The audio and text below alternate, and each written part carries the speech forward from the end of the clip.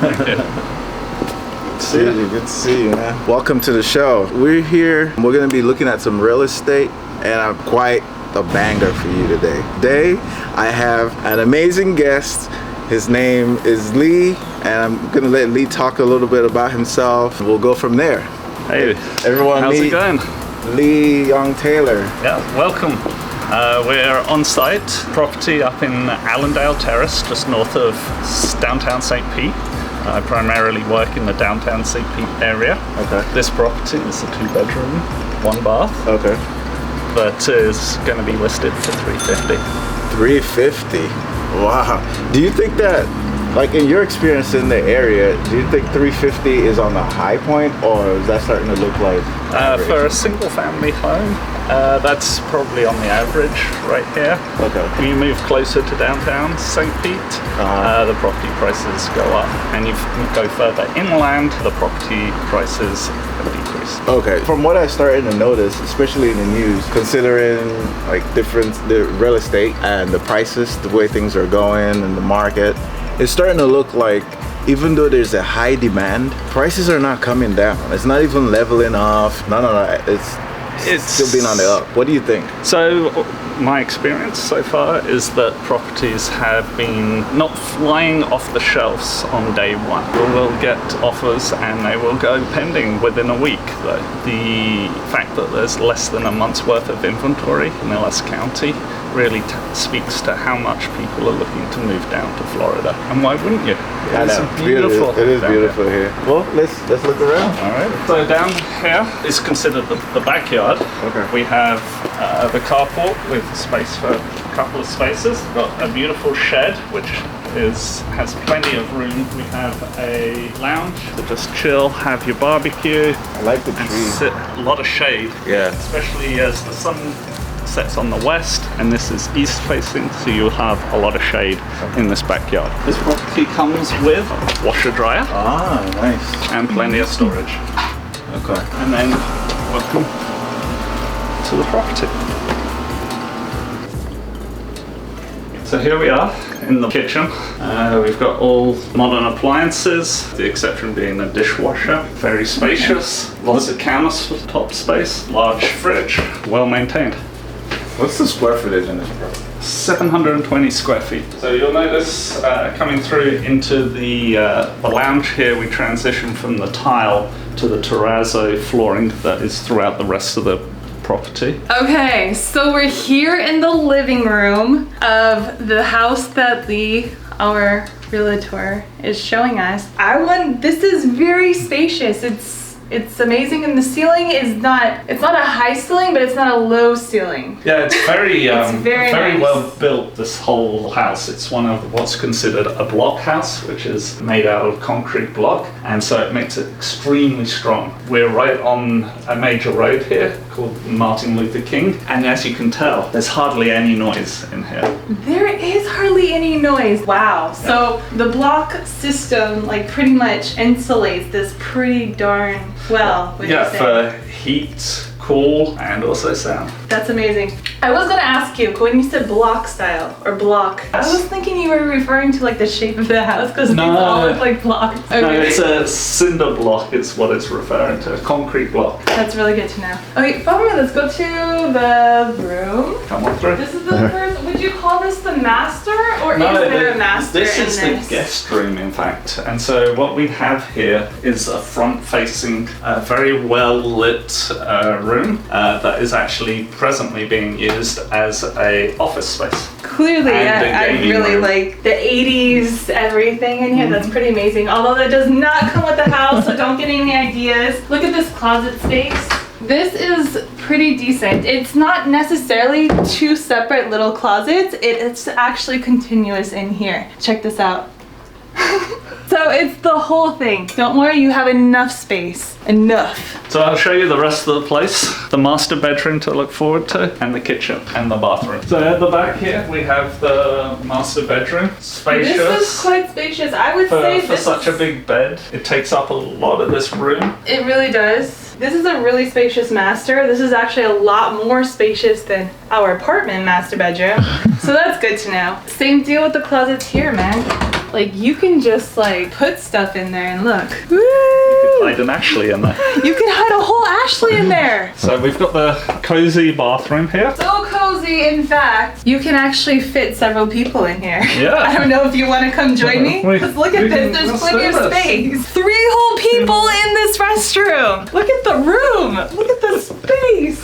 This is wild, you guys. How much is this? It is for $3.50. What? $3.50? That's crazy. And look, we have a gas here in the kitchen. How'd she get here? This, I actually really like this kitchen. You know I like to cook, so this is Ashley approved. Because there's a lot of cabinet space, and this makes it look so pretty. What is this type of counter? The Formica, guys. Here's the amazing spacious kitchen. You have plenty of countertop space. New, amazing stainless steel appliances. And even a small eating space. Very romantic, very intimate. This house approved by me. In the real estate world for the last 4 years. With Keller Williams, I'm going into my 3rd year. And as I mentioned earlier, I'm in the downtown St. Pete office. Primarily focus on the condos, whether it's downtown or on the beaches. But today, as you can see, I'm helping with a single family home. On a more personal level, what drew you to real estate? I know it's obviously one of the legacy businesses. Most people park their wealth in real estate. Well, honestly, what drew me to real estate was my parents. They built their own house in England, and I lived basically on a construction site, and so I had quite an extensive background in construction. So then when I was able to accumulate enough wealth, I decided to start my own business and come down to St. Petersburg, where I'm living my life. Not a bad place to move to, huh? No. It's beautiful here, amazing weather. Well, we've got the downtown, which is a young, vibrant, so much to see and do. Yeah. And then just 15 minutes away, you've got the best beaches in America. That is true. I've seen them. So how many clients do you feel like you're getting over? Is there a lot of demand? Yes, there's certainly a lot of demand to move down to Florida, specifically here in Pinellas County. How about this? Who would I be working with? Say for instance, sign up with you with Keller Williams. Would I be signing up with Keller Williams, or would I be signing up to just work with you directly as an agent? So, Keller Williams is a brokerage, and then within the brokerage we have both the commercial and residential side. So if you're looking for commercial, I would be able to recommend some fabulous colleagues to recommend. As regards property for personal residence, certainly reach out to me. I can be reached at 978-821-0853. That's awesome. Do you think that laws here in Florida, especially here in St. Pete in the Tampa Bay area, is this starting to favor more short-term rentals? Because I'm looking at real estate from an investment standpoint. So a lot of towns try to restrict amount of short-term rentals. There are towns, however, in Pinellas County that do accept short-term rentals, and those are more over towards the beaches, and those include places like Indian Rocks Beach, Indian Shores. Indian Shores, that's like less than 20 miles out from here. From downtown St. Pete, it's a 40-minute drive, and it's right on those spectacular beaches on the Gulf Coast. When it comes to, I've had real estate, we've owned real estate before, but it seems like a significant amount of paperwork involved. A lot of this paperwork starts from the bank to the title company and then the agents. The whole process seems convoluted. Do you think that it's getting worse, or is it going to be one of those nightmares again? As with anything in this country, there's more and more litigation. So to prevent litigation, there's a lot more and more documentation that's required. Having a real estate agent help you in the purchasing process is to help you navigate through all those legal documents. With your experience as a realtor, right? Me as a buyer, what do you think I should be paying attention to? So location is important. What's the pricing of the properties in and around the area that you're looking? Whether it suits your needs. What's to keep an eye out when it comes to the issues within the property itself. What's the biggest challenge you think that we'll face as buyers? Being able to get under contract on a property is fairly priced without getting in a bidding war. Okay. How much do you charge as a realtor? So each realtor has their own charge, and it's usually a percentage based off the sale of the property, and that charge is usually bore out by the seller, not the buyer. So what kind of questions do you think that we should know, that we should be asking, that I haven't asked you? So, is the property on a septic system versus city sewage? Are there any condo fees, if that's applicable, and what does each of those cover? Like HOA fees? Exactly. Any known issues with the property? Is this property on a septic? This property is on the sewer. Yeah, I'm interested in knowing why should you have one or the other, do you know? Septic system is usually for more remote places. Okay. And so there's the other thing that you mentioned was, are there any known issues with the property, which is very important to know. Yes, and so part of the disclosures is a document called a seller's property disclosure, and the seller is required to fill out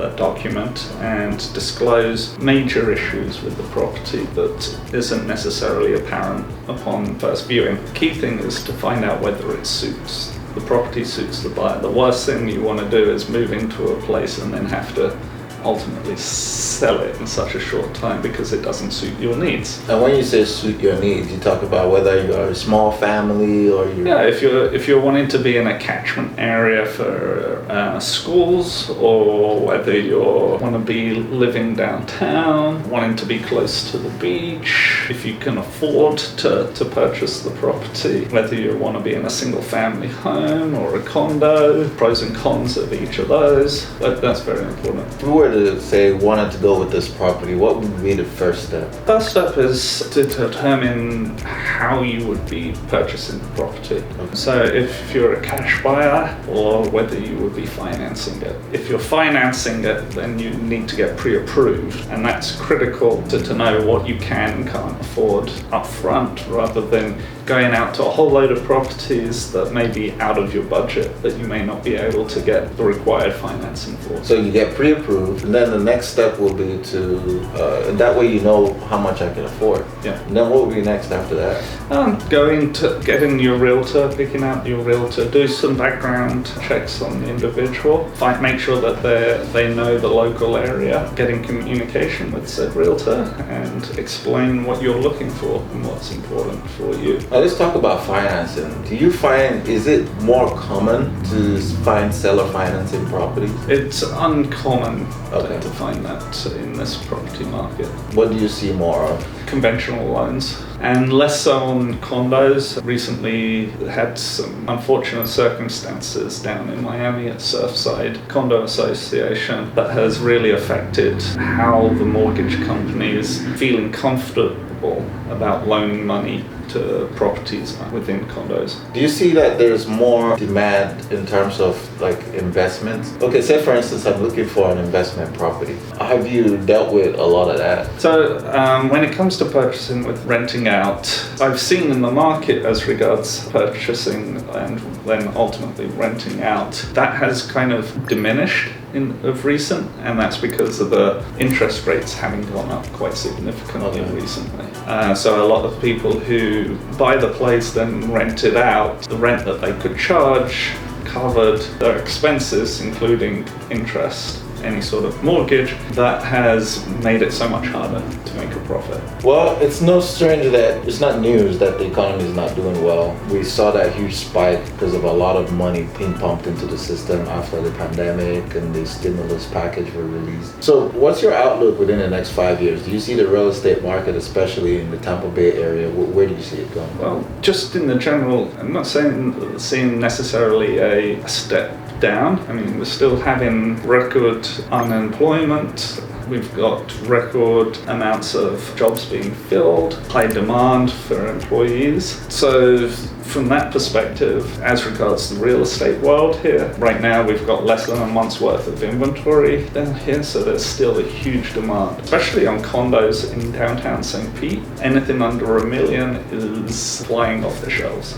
Wow. I just can't see how it's sustainable over a long term if people don't have the money to pay for these properties. The prices have to come down at some point. If you look at long term, the property prices had been steadily increasing until 2008, where it took a really hard downturn. Since then, we've been actually catching up to the average increase. So what we're seeing is a large increase recently, but that's again just to get back to where we should have been if you projected the consistent upward valuation of property. As regards going forward, what we're seeing is a tapering off to basically be back in line of what we should be seeing. We're looking here at a 2-bedroom, 1-bath, 700 to 800 square feet. How much is it listed for? It's listed for $350,000. $350,000. Would you say that that's a good range for some of the single-family resident properties? Yes, properties around just within half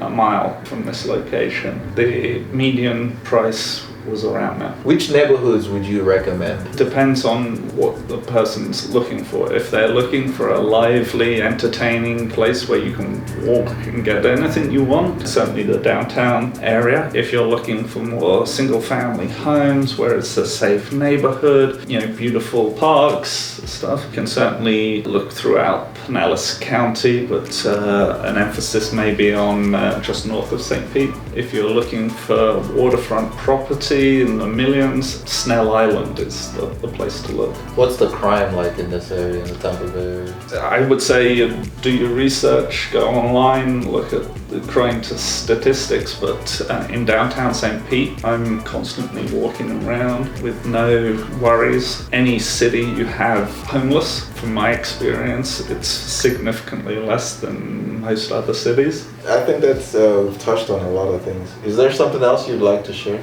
St. Pete is the place to be. It is the place to be. Okay, we moved out here from California a year ago, and I see myself living here primarily because of the walkability score, the ability to just. And it's very progressive in my opinion, especially in this downtown area. Yeah, I mean you've got so many museums to see, so many restaurants, bars, sports venues, the bay, the spectacular new pier. As I said, you've got the beaches only 15 minutes away. You've got some major airports in the area. Sure. But in addition, you also have the Clearwater St. Pete Airport, you've got the Sarasota Airport, and then obviously the bigger airports, which is Tampa, Orlando. We're really blessed to be down here. It's a good place to buy. Definitely agree with that. And if you're looking to buy, just give me a call. Yes. I would recommend my friend Lee, and if there's anyone who wants to reach out to you, is there a way they can contact you online? You can reach me at lyoungtaylor@kw.com, or you can reach me by phone 978-821-0853. Awesome. That was great. Thanks. All right. Thank you.